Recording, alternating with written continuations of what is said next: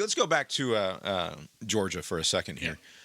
Stoops, Mark Stoops, who looks, as I've said many times before, like Melissa McCarthy playing Sean Spicer on SNL. That is who Mark Stoops most resembles in the world. Not Melissa McCarthy just as Melissa McCarthy, but Melissa McCarthy as Sean Spicer riding that podium around Manhattan. Mark Stoops, fundamentally conservative coach, I think it's fair to say. He likes to imagine that he is building a program that resembles the Georgia Bulldogs, right? He wants to build a grown man football kind of program. He wants to win in the trenches. He doesn't want to play. He's not going to run a West Coast offense down there in Lexington. But they're losing 13-12. The final score of the game is what they're losing by. Fairly late in the fourth quarter. I want to say 6 or 7 minutes, something like that. And they have a 3rd and 8 at roughly midfield, maybe just across midfield, right? Like the 45 or so. And they decide to throw the ball on 3rd and 8. And then on an incomplete pass, now 4th and 8, they decide to punt, which is giving the ball to, granted, their defense has held up reasonably well over the course of this game. They've recently given up a touchdown, but whatever. They're going to give the ball to one of the best offenses in the country and supposedly one of the best 2 or 3 quarterbacks in the country. Supposedly. And instead of simply trying to possess it and continuing to hold the ball, because it's worth noting that it's very difficult to score points when you don't have the ball, and it's significantly easier to score points when you are in possession of the ball.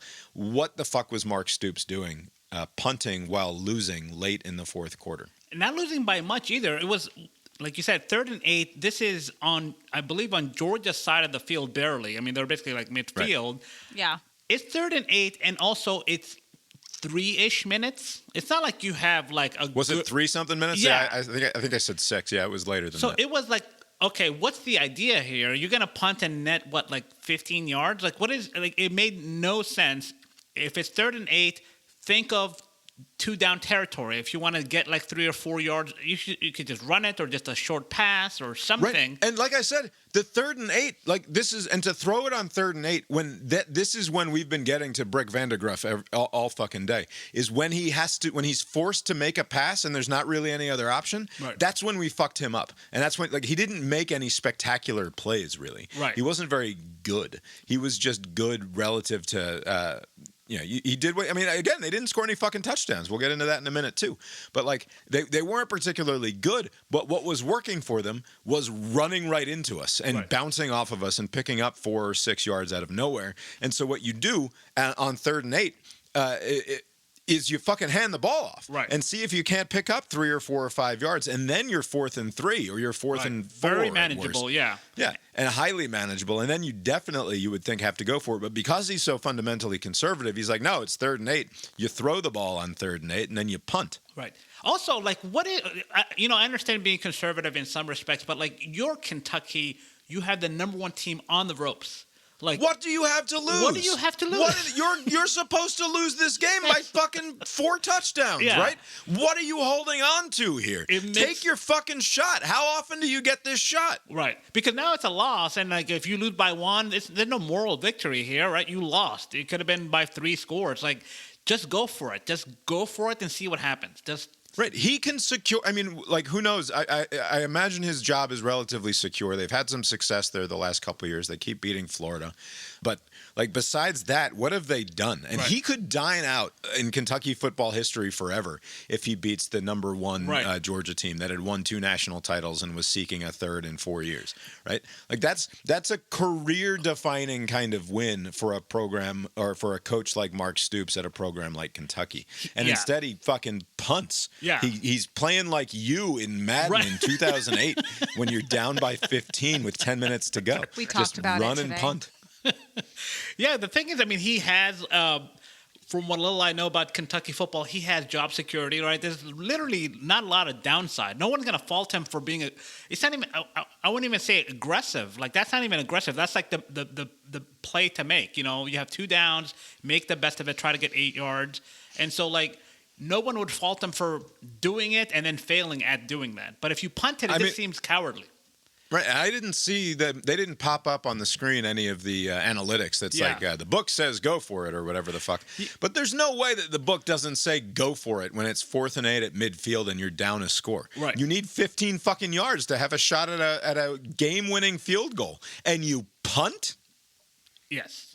Just awful. Just a terrible choice by him. There's a good clip from that podcast that we watched called Snaps in which... it was right after. Right after the game, they went live, and Aaron Murray and I can find it for you if you want. And the other fellow were talking about the game, and Aaron Murray goes on to defend the decision to punt, which is perfect for a guy who comes out of a Mike Bobo offense, and also perfect for a guy who has to go broadcast the Kentucky game this week and therefore sit in a coach's meeting room with Mark Stoops, so he probably couldn't tell the whole truth. Might want Mark Stoops to like him. Mark Stoops is getting paid $9 million a year to What? punt when $9 million a year in Kentucky to punt when you are trailing by a point to the number 1 team in the country, 5 yards into their territory, and you decide to fucking punt. How did he swing $9 million? Was it the Will Levis? Was he not the Kentucky quarterback? Like, how did he get that much money? How's Will Levis working out for you there in the pros? By the way, a couple of good highlights from Will Levis the first 2 weeks of the NFL season. That's remarkable. I would have guessed he'd be like 5-6 million, just somewhere in the middle where no one pays attention. He could just have that job forever if he wanted. They hadn't beaten Florida in the swamp in like 25 years or something until they recently did it. Like, it had been a very long time. Yeah. And yeah, I mean, Turns out Florida sucks, though. Yeah, well, a couple of years ago it was impressive. Is that a hard to fill position? Maybe there's like a extra couple of million they have to add on as a sweetener to be a head coach over there. Don't want to lose the lesser Stoops, brother. Can't have that. Don't want him getting like the call up from Arkansas or something. All right, moving on. Question number 2. 3 questions, 2 statements.